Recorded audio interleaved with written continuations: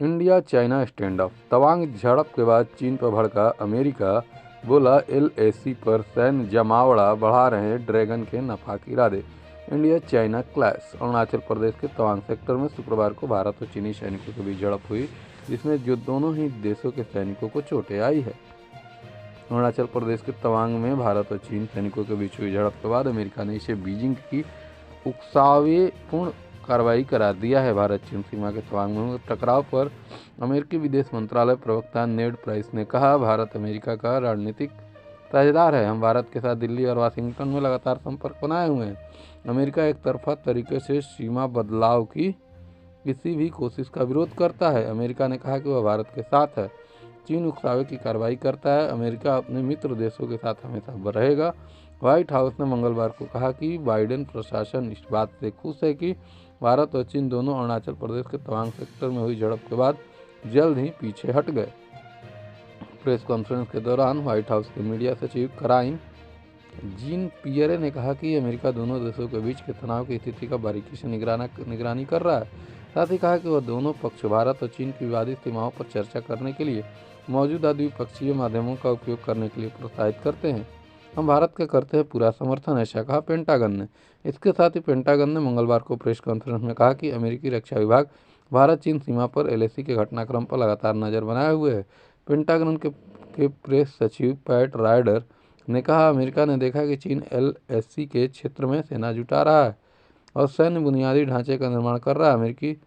America तनाव की स्थिति को कम करने के लिए भारत के चल रहे प्रयासों का पूरा समर्थन करता है। पैट राइडर ने कहा कि हम अपने सहयोगी देशों की सुरक्षा सुनिश्चित करने की अपनी प्रतिबद्धता पर कायम रहेंगे। हम तनाव को कम करने के भारत के प्रयास का पूरा समर्थन करते हैं। साथ ही उन्होंने यह भी कहा कि दुनिया जानती है कि चीन किस तरह से तानाशाही कर सीमा पर अपने बलों को इकट्ठा कर तथाकथित सैन्य बुनियादी ढांचे का निर्माण कर रहा है।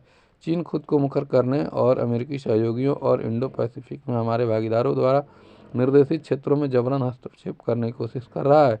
वहीं संयुक्त राष्ट्र महासचिव एंटोनियो गुटेरस ने भी मंगलवार को अरुणाचल प्रदेश के तवांग सेक्टर में दोनों देशों के सैनिकों के बीच झड़प के बाद भारत चीन सीमा पर तनाव को कम करने का आह्वान किया है।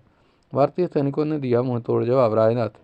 अरुणाचल प्रदेश के तवांग सेक्टर में शुक्रवार को भारत और चीनी सैनिकों के बीच झड़प हुई थी। इसमें से दोनों ही देशों के सैनिकों को चोटें आई थी। आमने सामने के क्षेत्र में तैनात भारतीय सैनिकों ने चीनी सैनिकों को करारा जवाब दिया है। शुक्रवार को हुई झड़प में घायल चीनी सैनिकों की संख्या भारतीय सैनिकों की संख्या से अधिक बताई जा रही है।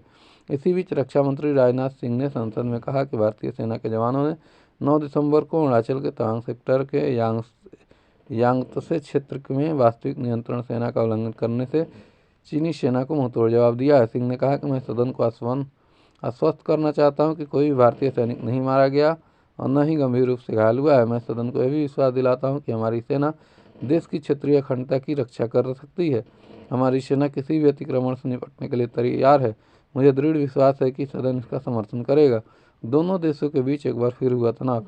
बता दें कि अरुणाचल प्रदेश के तवांग सेक्टर में यांगत्से एरिया में भारतीय और चीनी सैनिकों के बीच आमने सामने होने पर एक बार फिर दोनों देशों के बीच तनाव बढ़ गया है। चीन के सैनिक भारतीय सेना की 3 टुकड़ियों के साथ भिड़ गए, जो विभिन्न पैदल सेना रेजिमेंटों से संबंधित है। भारतीय सेना के जवानों ने एलएसी पर चीनी सैनिकों के नापाक मंसूबे को प्रयास को विफल कर दिया था। दुश्मन सैनिकों के इरादों को जानते थे भारतीय सैनिक। वहीं ग्राउंड रिपोर्ट पर मौजूद सूत्रों ने समाचार एजेंसी एएनआई को बताया कि जम्मू कश्मीर राइफल्स, जाट रेजिमेंट और सिख लाइट इन्फेंट्री सहित 3 अलग अलग बटालियन से संबंधित सैनिक पिछले हफ्ते झड़प वाले स्थान पर मौजूद थे, जब चीनी सैनिकों ने क्षेत्र की यथास्थिति को एक तरफा बदलने की कोशिश की थी।